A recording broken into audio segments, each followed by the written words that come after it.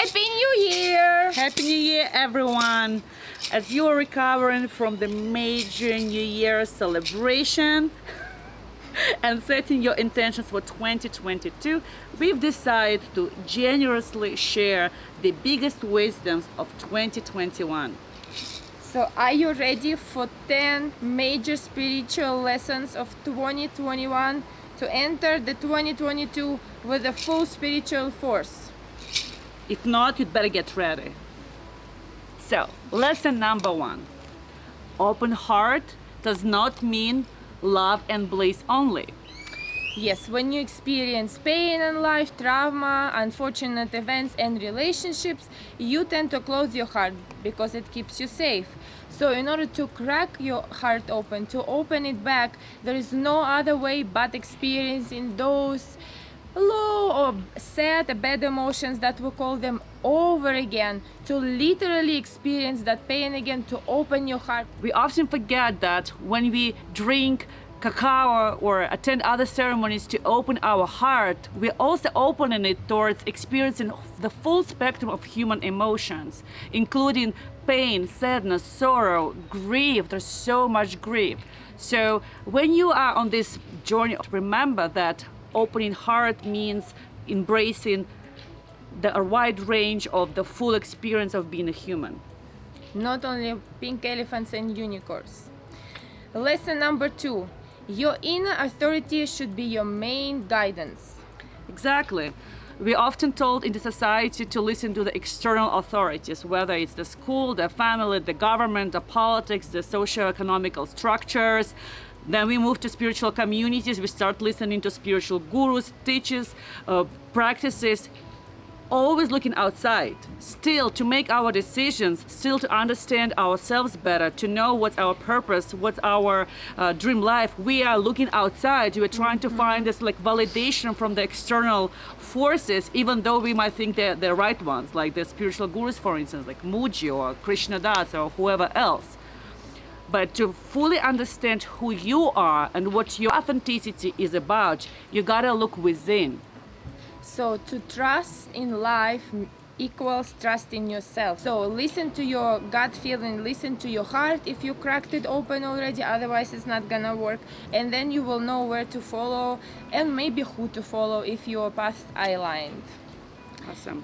Lesson number 3. Manifestation requires active participation.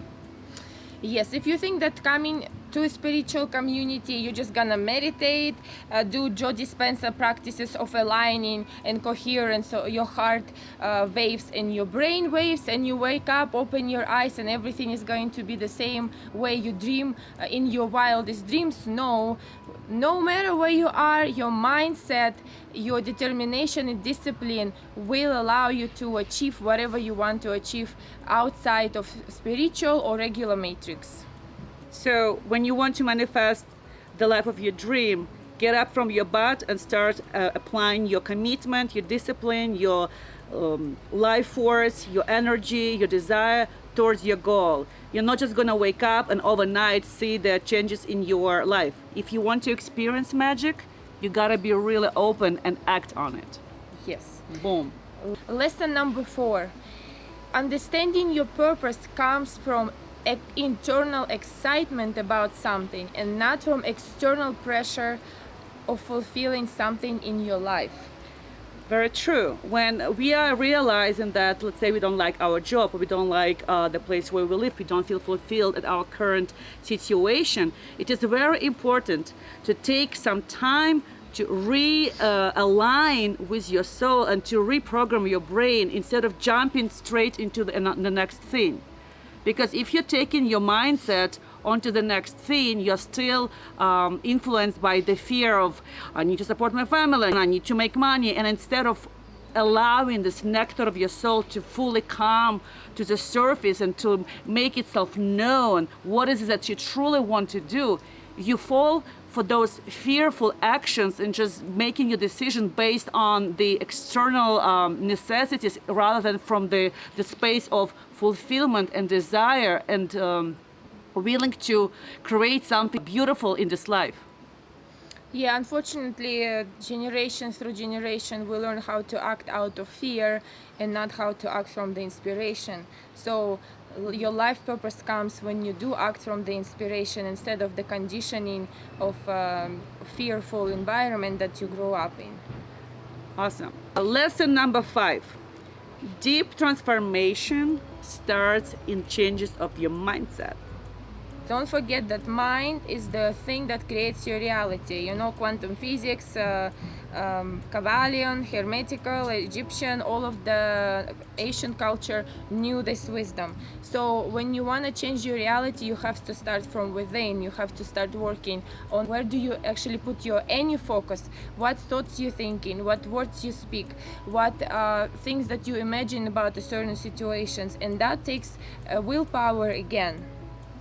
So don't assume that just by changing your workplace, your community, your country, your relationship, your partners, you will manifest the life of your dream.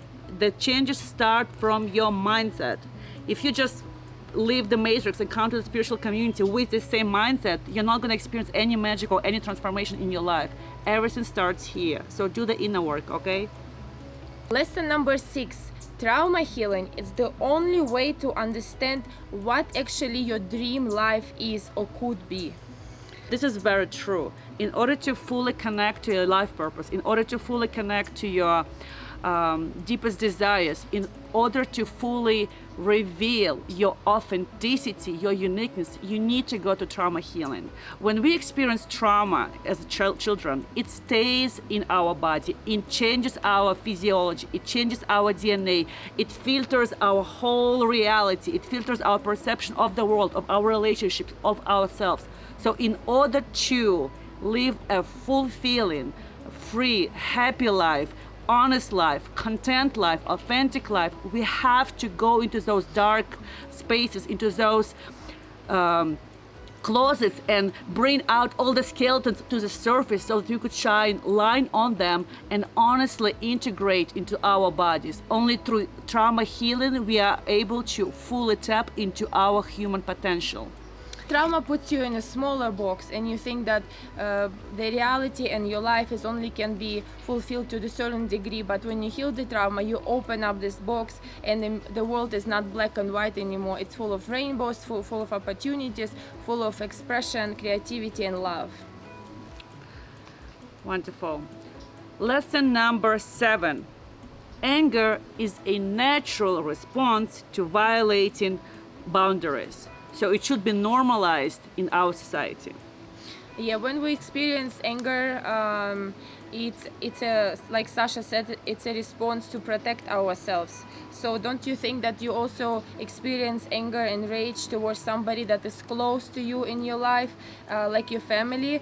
Yes, we do all the time, even when we're kids, but because we're not able to express it, and not a good thing to express anger and rage towards your loved ones, we keep suppressing it, but it doesn't go anywhere. Very true, and especially in spiritual communities where supposedly everyone is high vibe and well put together and so spiritual and so kind and sweet, there's a lot of suppression of true, authentic emotions going on, you people. But the real path to enlightenment, to liberation, to honesty, to freedom is through allowing all of your emotions to be felt in your body. Emotion is energy in motion. So by allowing emotion to be felt, we are healing actually. We allow the energy to move through our body. Healing is in feeling. This is one of the widest lessons that you can possibly learn for your transformation. Yeah, let yourself feel everything. Lesson number 8. Integration is the essential part of any healing journey. You've probably heard a lot of times you have to integrate, and we're not talking here about just write down and journal after your ceremony main insights. No, that's not integration, that's just journaling and reflection. Integration is embodiment of the lessons. Integration is embodiment of the transformation. Integration is embodiment in your physiology, all the changes, all the healing that you are going through. So instead of jumping from one event to another, from one healer to another, from one ceremony to another ceremony, you have to give yourself time. You have to give your physiology time. You have to give your nervous system time to integrate / embody the things that you are already processing. This is very key. Otherwise, you can burn out. We see so many people in the spiritual community get fucked on psychedelics, get like nervous breakdowns, get just closed off from the society because they're not capable of integrating the lessons they're going through before, going to other medicines, going to other modalities. So the integration is the new ceremony, to be frank. If you have a pathways in your brain that are wired in certain way and it's been going on for 20, 30, 40 years before you started your healing journey and before you started to do psychedelics and realize something different about the certain things, it still takes time to integrate the new ones. So it still takes time, a lot of effort and determination and awareness, sober awareness, to run it in a completely different ways. So before you sign up for the next retreat, make sure that you've learned and integrated all the lessons and realizations that you've had in your last ayahuasca ceremony, okay? Lesson number 9. To find divinity, you need to look within. Remember what Jesus said? Know thyself. Exactamente. Know thyself. He didn't preach about going to church to look for God. Jesus and other enlightened beings in the world have always been saying, look within, find your inner guru. But what exactly it means? Very often, even in spiritual communities, we still look outside to compare ourselves to our ideas of what divinity is. You become here, we look around, we think, oh my God, everyone is so spiritual, everyone is so godly, I don't look like those people, I'm less godly, and same monkey mind in your brain, comparing yourself to others, and you feel like you're not divine enough and all of that. So this is completely opposite of what Jesus was teaching us and other enlightened beings. We need to fully look within to dig out our authenticity, our personal flavor, the nectar of our soul, our juice, our desires, so that we then allow divinity to flow through us. We actually have created a term, divinicity, which means divine authenticity. So only when you fully tap into your authentic nature, your authentic soul, you allow the divine consciousness to flow through you, and that's when divinity kicks in. It's very important to remember that consciousness came here to experience itself through us. So when we allow this authentic expression of ourselves to flow freely, we are helping divine consciousness to experience itself through us. And that's what true divinity is. You're not only here to be, you're here to expand the source consciousness through your life experiences, not only good ones but also bad ones. So you're not only an extension of divine source, you're also an expansion of it. And the last lesson, boom, boom, boom, boom, boom, boom, boom. And of course, we could have shared many more lessons with you, but you guys have to integrate what we've already shared with you. And it might take maybe it will take years, you a year and lives. And we'll see you in 2023. But the lesson number 10 of 2021 is that deep transformation and healing is experienced in human relationship and connections.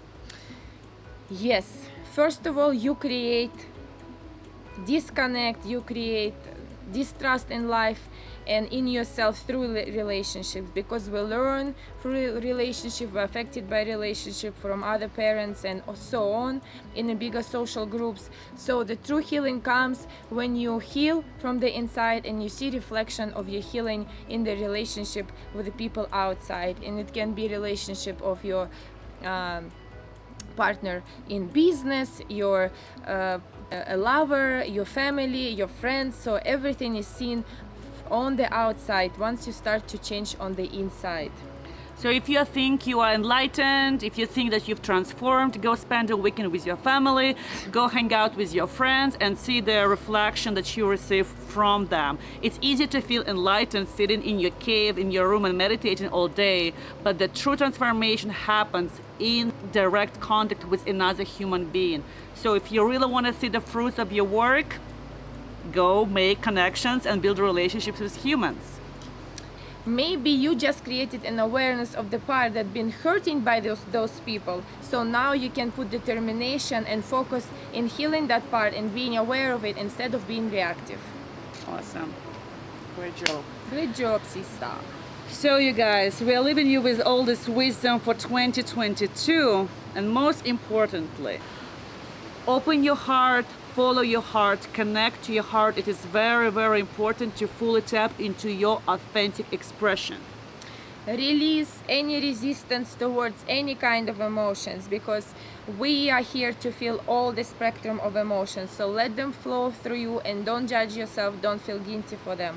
And the last one, please stay on this beautiful plane of planet Earth. We all love flying high, connecting to other beings in other realms, but the true work is happening here, right now. So integrate, embody, do lots of physical practices, breath work, ecstatic dance, yoga practice, walk in nature, body work, all sorts of things that could help you integrate the mental and emotional lessons into your nervous system. This is huge. This is very important. It is very essential for your transformational journey. take care of yourself, love yourself, and we'll see you in the next episode. But meanwhile, comment under this one if you have anything else to add from your lessons of 2021. Like this video and share, especially if you think that our advices and our lessons were helpful for you. Stay tuned for Pachafaka in 2022. It will be a wild ride. Pachafaka!